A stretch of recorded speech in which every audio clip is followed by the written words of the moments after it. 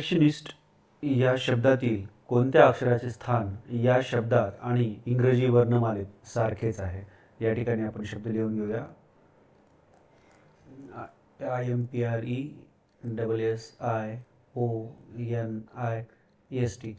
या ठिकाणी लक्षात येईल या शब्दामध्ये ई हे 5वं अक्षर आहे आणि इंग्रजी वर्णमालेमध्ये सुद्धा ई हे 5वं अक्षर आहे. म्हणून पर्याय क्रमांक 3 हे या प्रश्नाचं अचूक उत्तर असेल.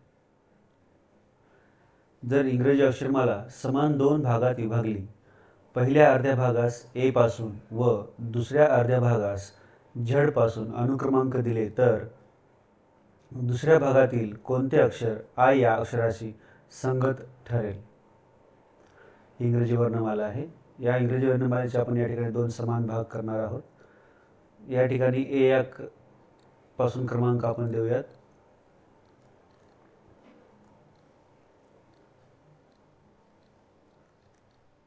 L12 M13 असेल. याचप्रमाणे या ठिकाणी झेड पासून सुरुवात करूयात.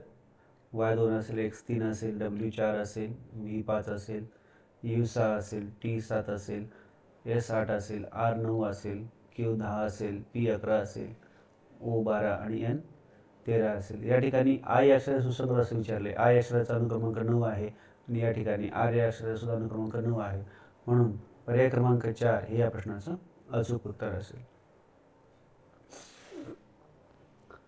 इंग्रजी वर्णाक्षरे ABCD यांना अनुक्रमे 1चा वर्ग, 2चा वर्ग, 3चा वर्ग, 4चा वर्ग यानुसार अनुक्रमांक दिले असता अभो या शब्दाचे अनुक्रमांक कोणते असतील? या ठिकाणी A, B, O, V अभो हा शब्द आहे. A चा अनुक्रमांक 1 आहे, B चा 2 आहे, O चा 15 आहे, V चा 22 आहे आणि E चा 5 आहे.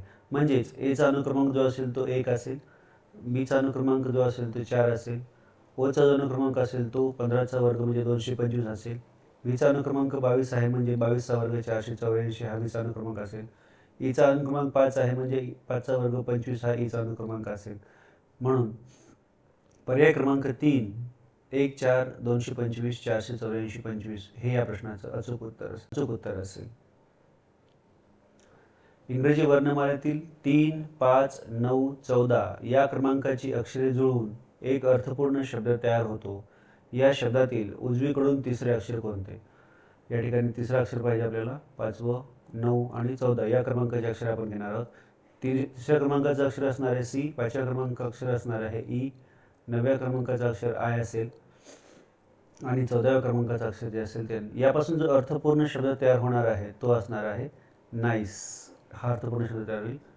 आता विचारलेलं आहे शब्दातील उजवीकडून तिसरे अक्षर. उजवीकडून पहिलं अक्षर जे असणार आहे ते ई असणार आहे, हे दुसरं अक्षर आणि हे तिसरं अक्षर. म्हणजेच आय हे या प्रश्नाचं अचूक उत्तर असेल. म्हणजेच पर्याय क्रमांक 4 हे या प्रश्नाचं अचूक उत्तर असेल. ॲडमायर हा शब्द लिहिण्यासाठी इंग्रजी अक्षरमालेतील कोणती अक्षरे घ्यावी लागतील? ॲडमायर हा शब्द लिहिण्यासाठी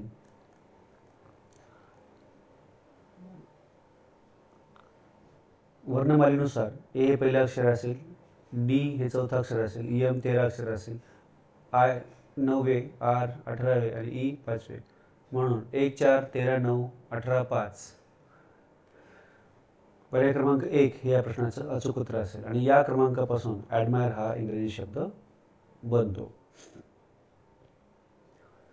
प्रश्न क्रमांक 26 व 27 साठी सूचना आहे. GRAOCUE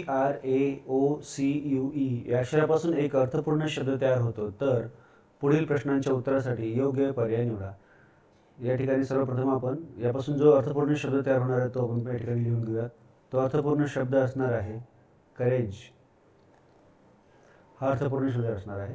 आता प्रश्न पाहू. या शब्दातील मध्यभागी येणाऱ्या अक्षराचा इंग्रजी वर्णमालेतील स्थान क्रमांक कोणता?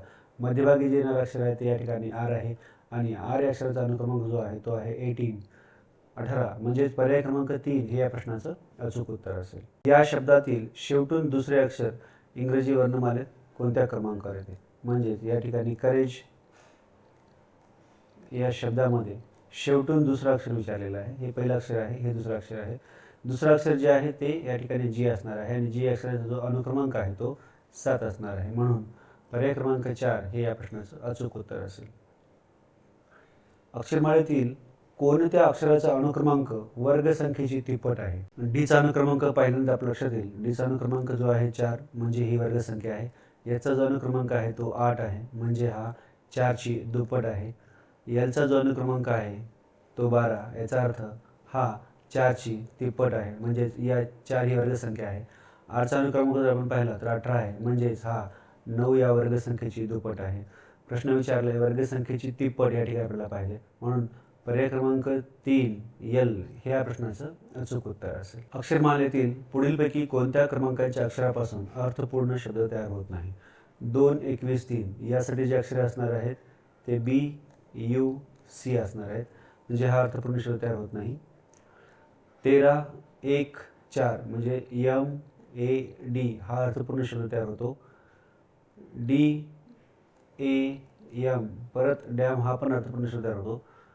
2, 21, 20 म्हणजेच बी, यू, टी हा पण अर्थपूर्ण शब्द तयार होतो. म्हणजेच पर्याय क्रमांक 1 यापासून अर्थपूर्ण शब्द तयार होत नाही म्हणून या प्रश्नाचं पर्याय क्रमांक 1 हे अचूक उत्तर असेल. इंग्रजी अक्षरमाला उलट क्रमाने लिहिल्यास फास्ट या शब्दातील अक्षराचे अनुक्रमांक काय असतील? या ठिकाणी आपल्याला फास्ट या शब्दाचे उलट अनुक्रमांक लिहायचे. कॉन्सिक्युटिव्ह ऑर्डरमध्ये म्हणजे उलट क्रमाने एफचा अनुक्रमांक 6 असेल, एचा 1 असेल, एसचा 19 असेल, टीचा 20 असेल. उलट क्रमाने आपण जेव्हा अनुक्रमांक लिहिणार आहोत तेव्हा टीचा अनुक्रमांक हा 7 असेल, एसचा अनुक्रमांक 8 असेल, एचा अनुक्रमांक हा 26 असेल आणि एफचा अनुक्रमांक हा 21 असेल. म्हणजे 21, 26, 8, 7 हे या प्रश्नाचं अचूक उत्तर असेल. म्हणजेच पर्याय क्रमांक 4 हे या प्रश्नाचं अचूक उत्तर असेल. परीक्षेच्या परिपूर्ण तयारीसाठी चॅनलला लाईक आणि सबस्क्राईब करायला विसरू नका. धन्यवाद.